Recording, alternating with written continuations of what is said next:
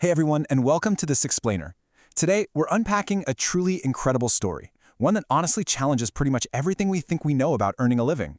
We're going to be looking at the life of a young guy named Michael.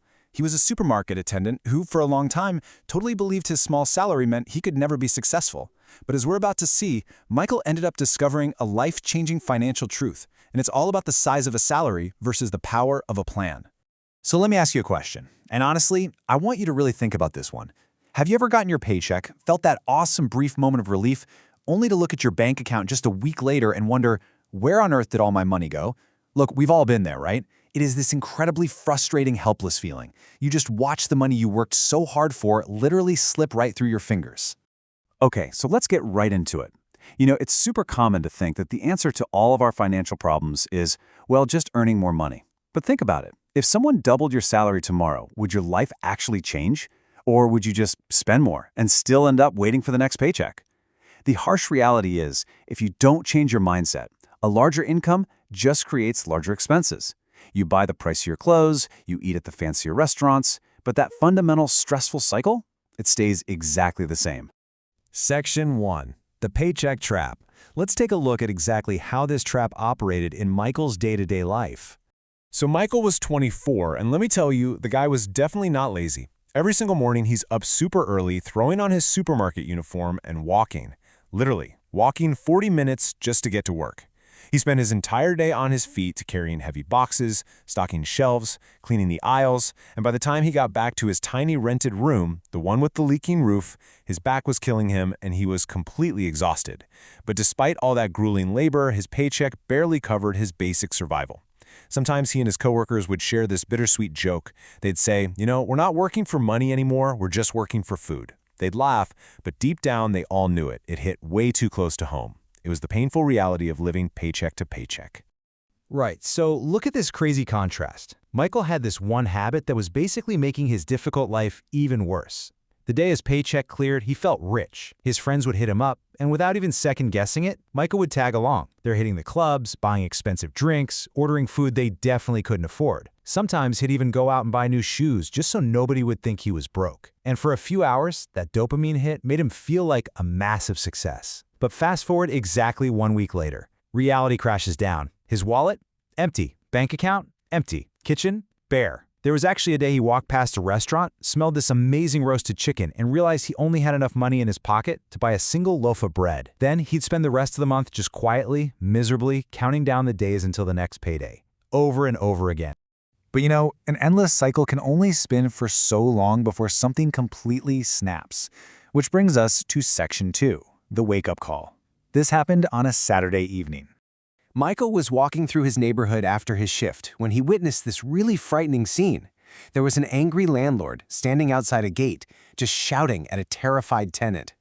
Beside the tenant were two small bags. Literally everything is family-owned. The tenant's wife was crying, their little daughter was clinging to her dress. The guy's begging, promising he's going to pay the rent next month, but the landlord just shakes his head and delivers these incredibly harsh words. "I've heard that every month you work, but you never plan. Leave." Michael just froze.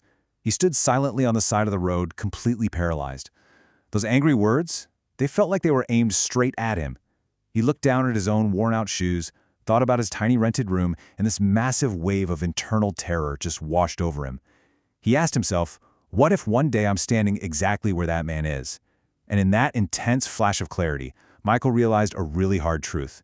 It wasn't just a small salary keeping him poor. Actually, scratch that. It was almost entirely his post-payday habits. It was what he was doing with his money the second he got it. That fear, it sparked some immediate, drastic action, leading us right into Section 3, the power of planning. It was finally time to take control. The very next morning, instead of sleeping in on his day off, Michael marched straight into the town library. First time in his life, by the way. He's browsing the shelves and he finds his book called How to Build Wealth on a Small Income. He takes it home, opens it up, and the very first chapter absolutely floors him with this core idea. A small salary is not your biggest problem, a lack of a plan is. Michael stared at that sense for a long time. It was like reading a biography of his own life. So, when the next payday finally rolled around, the game changed. His friends called him up for the club, and for the first time, he politely said no. He literally told them he didn't want his future to disappear in one weekend. Instead, he sat down and built this exact framework. Step 1. Rent gets paid first, non-negotiable. Step 2. He only bought the groceries he absolutely needed. Step 3. Cooking simple dinners at home, no eating out. And Step 4, this is the real game changer. He actively saved a tiny amount before spending a dime on anything else. He started tracking every single penny in a small notebook. For the very first time, his hard-earned money actually had a purpose. Now look, completely changing your life isn't some quick movie montage that wraps up in a neat 5 minutes. The days turned into weeks, and honestly, the progress was agonizingly slow. There were nights Michael desperately wanted to go out with his friends. There were days he almost caved and bought those expensive shoes just to fit in. But every single time that temptation hit, he thought about that evicted family crying on the side of the road. At first, his savings felt like a total joke. Just this tiny, pathetic envelope of cash. But he kept himself motivated by remembering a huge lesson from his reading. Never laugh at small savings. One day they become big opportunities. Section 4. Building True Wealth. Let's fast forward a bit and see how those months turn into years, and how this insane discipline fundamentally changed his entire trajectory. Walking through this timeline absolutely proves that wealth is a slow, patient game. After a year of this new system, Michael reached the end of the month and, for the first time ever, actually had money left over. Over the years, that tiny envelope of cash grew enough to let him start a super modest side business. He was working the supermarket during the day and hustling his business at night. Eventually, those business savings turned into the deposit for a small, vacant piece of land. And years after that, that land held his very first rental house. He never rushed. He never borrowed money just to look flashy for other people. He built his wealth brick by brick, slowly and carefully.